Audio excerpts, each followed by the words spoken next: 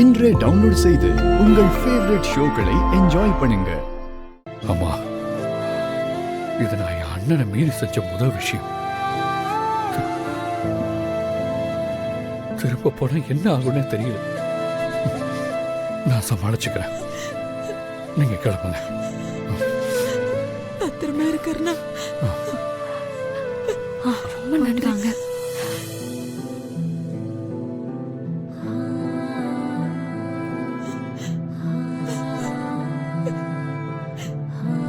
நீயும் கதிரால பாதிக்கப்பட்ட பொண்ணுதான்.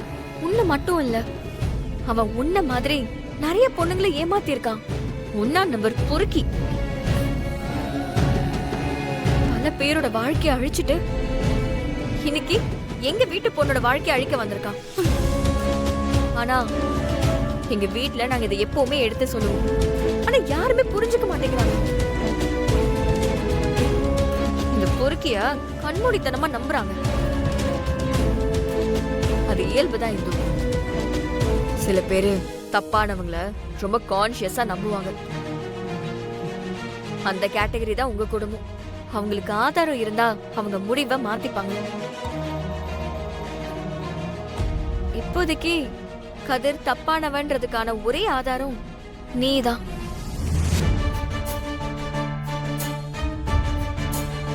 நீ கதிரை பத்தி சொன்னா ஒரு சின்ன பொண்ணோட வாழ்க்கை தப்பிக்கும்.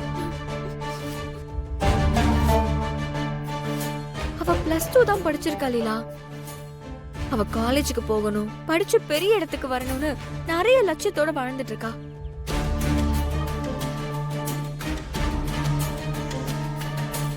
அவளை போய் தயவு செஞ்சு அவளுக்காக என் கூட உண்மையை சொல்ல. முடியாதன்னு மட்டும் சொல்லாதமா. இல்ல, எனக்கு பயமா இருக்கு. நான் கர்ப்பமா இருக்கேன். அவனை மீறி ஏதாவது செஞ்சா அவன் என்னையும் என் வயிற்றுல வளர பிள்ளையும் சேர்த்து கொண்டுருவான். என்ன நம்பிதான் என் அம்மா அப்புறம் தங்கச்சிங்க எல்லாம் இருக்காங்க. என்ன விட்டுருங்க. நான் எங்கேயாவது கண்காணாத இடத்துல போயிருந்துக்கிறேன். என்ன பண்ணலாம்? அது வரைக்கும்லாம் இவன் இந்த பொண்ணை விட்டு வைக்க மாட்டான். கூடவே எல்லாம் இருக்கவும் முடியாது.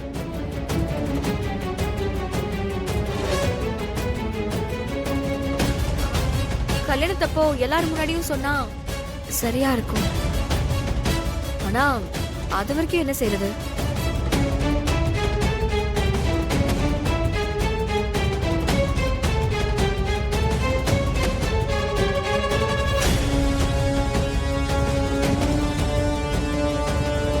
பாருமா, நீங்க கூட வரீங்களா? உனக்கு எந்த பிரச்சனையும் வராது. பாதுகாப்பா நாங்க பாத்துக்கிறோம். ஆனா கதிர், எங்க பாதுகாப்புல தான் நீ இருக்கங்கிறது இவனுக்கு தெரியாது. அதனால நீ தைரியமா இருக்கலாம். உன்னை யாராலையும் நெருங்க முடியாது. எங்க அம்மா தங்கச்சிங்க. இதுவும் நல்ல ஐடியாவா தான் இருக்கு. சென்னையில புல்லட் பாண்டின்னு எனக்கு தெரிஞ்சவங்க ஒருத்தவங்க இருக்காங்க. அவங்க பாத்துக்குவாங்க. கல்யாணம் நடக்கிற அன்னைக்கு மட்டும் நீ வந்தா போதும். அது வரைக்கும் நீங்க சேஃப்டி பண்ணா போதும். நான் பாத்துக்கிறேன். இந்து, தேங்க்ஸ் வீராக்கா. உங்க உதவிய நான் என்னைக்குமே மறக்க மாட்டேன். இப்படி உனக்கு எல்லா விதத்திலயும் அநியாயம் பண்ண குடும்பத்துல இருக்கிற ஒரு பொண்ணுக்காக நீ உயிரே பணிய வைக்கிற. உன்ன மாதிரி ஒரு பொண்ணை நான் பார்த்ததே இல்ல. இனி நீ தனி ஆள் இல்ல. உனக்கு நாங்க இருக்கோம். நான் உனக்கு அண்ணன் மாதிரி. உனக்கு வீரா இருக்கா, என் குடும்பம் இருக்கு. எப்ப என்ன பிரச்சனைனாலும் எங்க கிட்ட சொல்லு, நாங்க வந்து நிப்போம். தேங்க்ஸ் வீராக்கா. உங்க உதவியை நான் என்னைக்குமே மறக்க மாட்டேன். உங்களை மாதிரி உள்ளவங்களை பார்க்கும்போதுதான் எவ்வளவு பிரச்சனை இருந்தாலும் வாழ்க்கையில ஒரு தெம்பே வருது. நாங்க ஆபத்துல இருக்கும்போது எங்களுக்கு நிறைய பேர் உதவி பண்ணிருக்காங்க. அத நாங்க திரும்ப செய்யறோம், அவ்வளவுதான். இந்து, நீ பத்திரமா போயிருவல? நான் போயிருவேன்க்கா. அம்மா, இந்த குடும்பத்துல 2 வளர்ந்துகிட்டவனுங்க இருப்பானுங்களே, அவனுங்க கண்ணில் மாட்டிராத. இன்னும் கொஞ்ச நாள் நீ அவனுங்களோட குப்பை கொட்டி தான் ஆகணும். கண்டிப்பா. எனக்கெல்லாம் வர்ற கோவத்துக்கு அவனுங்கள ஒரு கம்பத்துல கட்டி வச்சு செய்வியான்னு சாட்டையாலே அடிக்கணும் போல தோணுது. உங்களுக்கே இவ்ளோ கோவம் வரும்போது அந்த வீட்லயே இருக்கிற எனக்கு எவ்வளவு இருக்கும். என்ன பண்றது, எல்லாமே அட்ஜஸ்ட் பண்ணியாச்சு. இதிகாசத்திலயும் சரி புராணத்திலயும் சரி அதிகமா ஆடினவங்க யாரும் நல்லா வாழ்ந்ததா சரித்திரமே இல்லை. இவங்களுக்கெல்லாம் கடவுள் கண்டிப்பா ஒரு தண்டனையை கொடுப்பாரு. நீ பயப்படாம தைரியமா இரு. இதே நம்பிக்கையோட வாழ்க்கையை கடத்து. ஆனா ஒண்ணு வீராக்கா, உங்க குடும்பத்தை சந்திச்சதுக்கு அப்புறம் எனக்கு இருந்த நம்பிக்கை இன்னும் அதிகமாயிடுச்சு.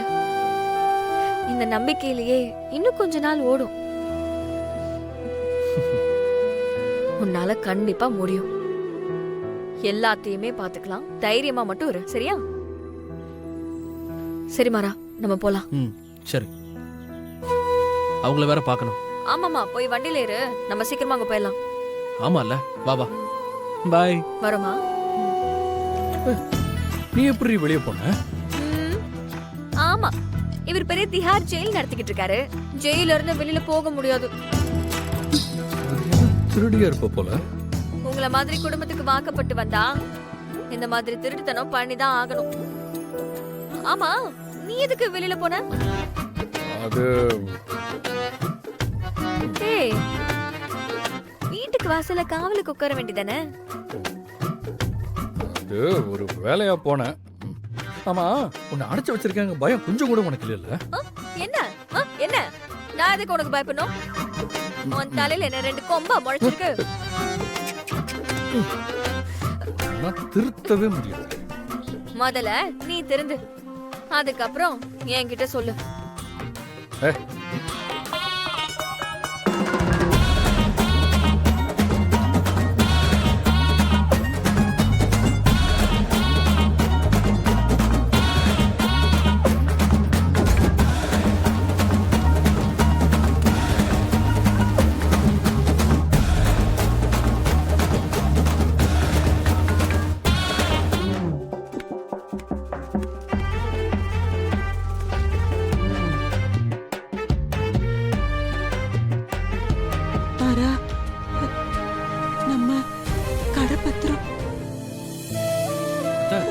இது எப்படி உங்ககிட்ட? கர்ணா கொண்டு வந்து கொடுத்தா.